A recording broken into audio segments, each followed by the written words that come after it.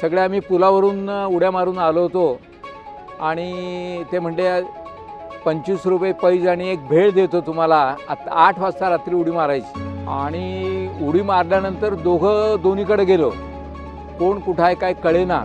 भीती वाटायला लागली. पाण्याचा खळखळ मोठा आवाज आणि हे सगळं बघितल्यानंतर दोघांच्या मनात भीती निर्माण झाली आणि त्याच्या तोंडातून असा जरा फेस आल्यागत घाबरल्यासारखं डोळे पांढरे केल्यागत केल्यावर मला एवढ्या गार पाण्यात सुद्धा मला घाम फुटला. म्हणलं आता काय खरं नाही ह्याचं म्हणलं ना आपलं पण काय खरं नाही.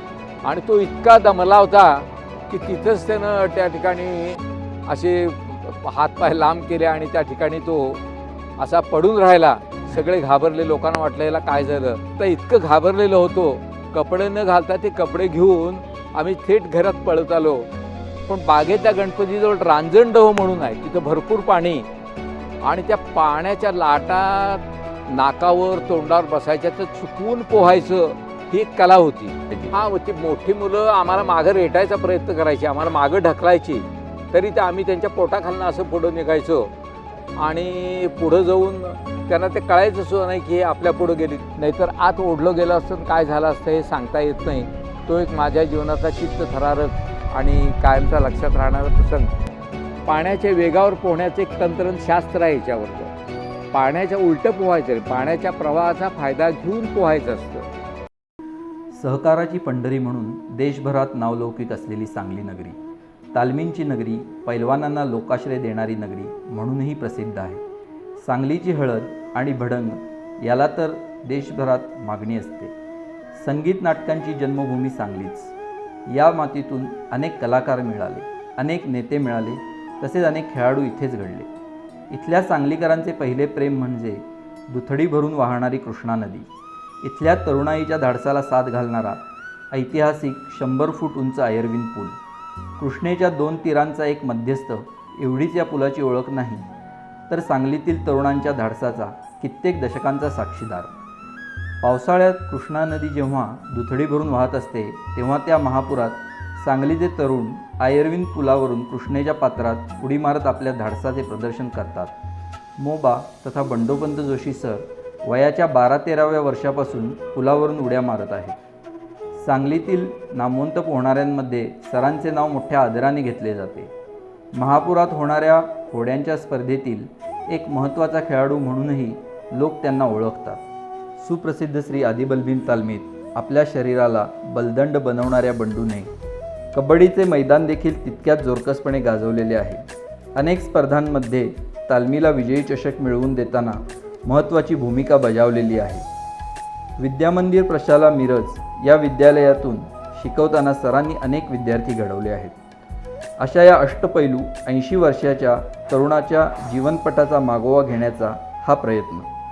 कृष्णेच्या महापुरात आलेली आव्हाने, जीवावर बेतलेले प्रसंग, झालेल्या फजिती, ईर्षेवर जिंकलेल्या पैजा, हे सर्व आपण सरांकडून याची देही याची डोळा अनुभवणार आहोत. नमस्कार, मी प्रसाद जोशी. आपल्या अवतीभोवती आपल्या परिचयाची अनेक माणसं असतात. आपण त्यांच्याबद्दल जाणून असतो. एखाद्या क्षेत्रात त्यांचं कार्य आपल्याला माहीत असतं. पण काही आगळीवेगळी मुलखावेगळी माणसं असतात. ती अनेक क्षेत्रात कार्यरत असतात. अशाच एका आगळ्यावेगळ्या आणि मुलखावेगळ्या व्यक्तिमत्वाशी आज आपण गप्पा मारणार आहोत. त्यांचा जीवनपट उलगडून दाखवणार आहोत. विद्यार्थीप्रिय शिक्षक, उत्कृष्ट कबड्डीपट्टू, उत्कृष्ट जलतरणपट्टू, तसेच होड्यांच्या स्पर्धात भाग घेणारे श्री मोबा तथा बंडोपंत जोशी सर. नमस्कार सर.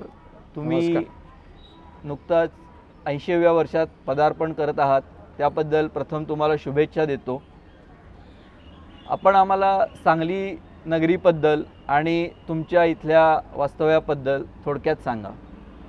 तसं बघायला गेलं तर आम्ही मूळचे सोलापूर जिल्ह्यातल्या मंगळवेढच्या गावचे जोशी.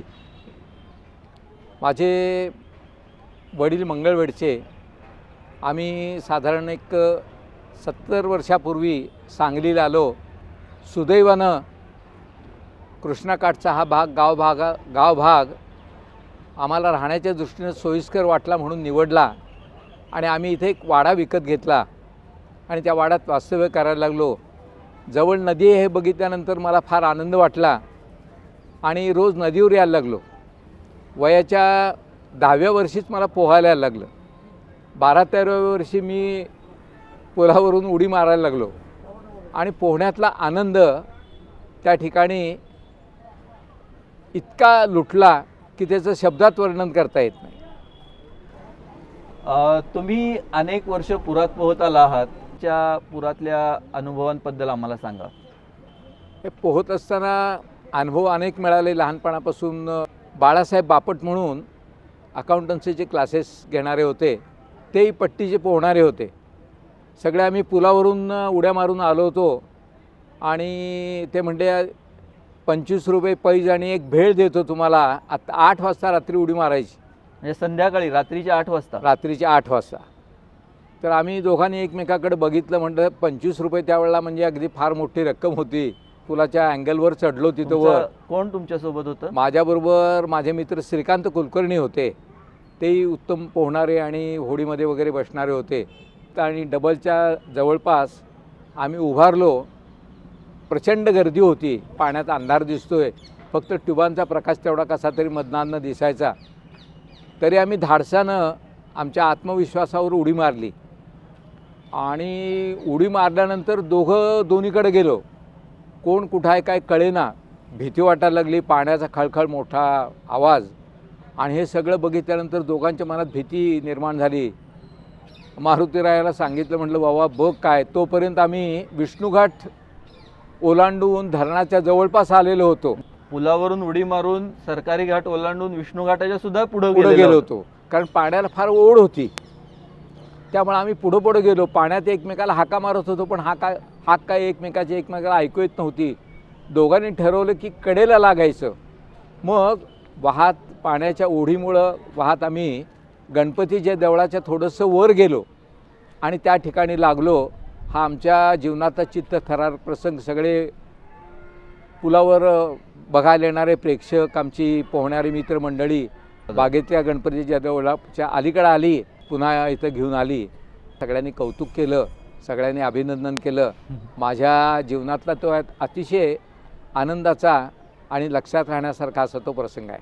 पैज मिळाली का मग?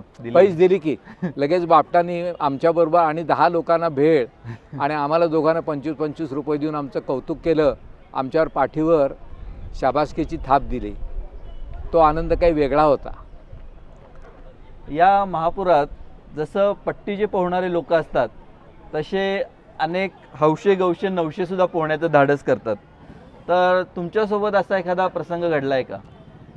हां, असा घडलाय प्रसंग. माझे एक मित्र अशोक फाटक, ज्याला आम्ही आस्क्या म्हणायचो प्रेमानं, त्याला पोहायला शिकवलं होतं. तो म्हणला, बंडू मी तुझ्याबरोबर पुलावरून उडी मारणार, पण म्हणला मी बरोबर डबा घेतो. घे म्हणतं, चालेल. मग त्याचे वडील आले की आपला मुलगा आज पुलावरून उडी मारणार आहे, आणि आम्ही दोघं उभारलो पुलावर. पहिल्यांदा मी उडी टाकली आणि त्याला सांगितलं डबा टाकन, डब्यानंतर तू उडी टाक. पण त्याला लवकर धाडस होईना, कारण पुलावरून उडी मारायचं तेवढं काय बघणं सोपं आहे, पुलावरून उडी मारणं पण टाकणं अवघड आहे. नक्कीच. आणि मग त्यानं उडी टाकली, तोपर्यंत मी खाली घसरायला लागलो. मग प्रवाहाच्या विरुद्ध बराच वेळ पोहायला लागलो आणि नंतर त्यानं कशी तरी उडी मारली. ते अंगाला लागलं, वरनं तिरकी उडी पडली, पोटाला पाठीला मार लागला. आणि कसं तरी आम्ही ह्या रावतांची मळी आहे विष्णू घाटाच्यावर, तिथपर्यंत आलो. आणि त्याच्या तोंडातून असा जरा फेस आल्यागत, घाबरल्यासारखं, डोळे पांढरे केल्यागत केल्यावर मला एवढ्या गार पाण्यात सुद्धा मला घाम फुटला. म्हणलं आता काय खरं नाही ह्याचं, म्हटलं ना आपलं पण काय खरं नाही. बापरे. तर त्याला मी सांगितलं की बाबा माझ्या गळ्याला एवढं धरू नकोस, पाठीला धरू नकोस, फक्त माझ्या कमरेचे तिथं जे लंगोट आहे तिथं तू 2 बोटांनी गच्च धर, मी तुला ओढत नक्की नेतो. आणि मग त्यानं मला तिथं लंगोटच्या तिथं बोटाने धरलं आणि त्याला ओढत तोपर्यंत त्यावेळेला असंच झालं. आपल्या विष्णू घाटाच्या खाली गेलो होतो, तिथं बाळबाच्या मळीत तिथं आम्ही कसं तरी लागलो. आणि तो इतका दमला होता की तिथंच त्यानं त्या ठिकाणी असे हातपाय लांब केले आणि त्या ठिकाणी तो असा पडून राहिला. सगळे घाबरले, लोकांना वाटलं याला काय झालं. नंतर तो हळूहळू नॉर्मल झाला आणि मग सगळ्यांनी कौतुक केलं की थोडे दिवसात शिकूनसुद्धा तू पुलावरून उडी मारलीस आणि मित्रावर विश्वास ठेवून उडी मारलीस. आणि हा प्रसंग खरोखर माझ्या हृदयावर कोरला गेला. माझा मित्र माझ्याबरोबर पोहला आणि सुस्थितीत तो माझ्याबरोबर परत आला, नाहीतर त्याच्या आईवडिलांना मला काही तोंड दाखवता आलं नसतं. सुखरूप बाहेर पडल्यानंतर त्यालाही अतिशय आनंद वाटला की आपण आज आपल्या आयुष्यात एक पुलावरून उडी मारली आणि त्यातला आनंद लुटला आणि तो आनंद आपल्या मित्राबरोबर आपल्याला उपभोगायला मिळाला. ह्याच्यातला आनंद त्याच्या चेहऱ्यावर वेगळा दिसत होता आणि तो म्हणत होता की तुझ्यामुळे मी ही उडी मारू शकलो. एखाद्या भूतकाळासारखा, चित्रपटासारखा तो प्रसंग माझ्या डोळ्यासमोर अजून उभा आहे आणि त्यातला आनंद मला अजूनही 80व्या वर्षी मिळतो आहे.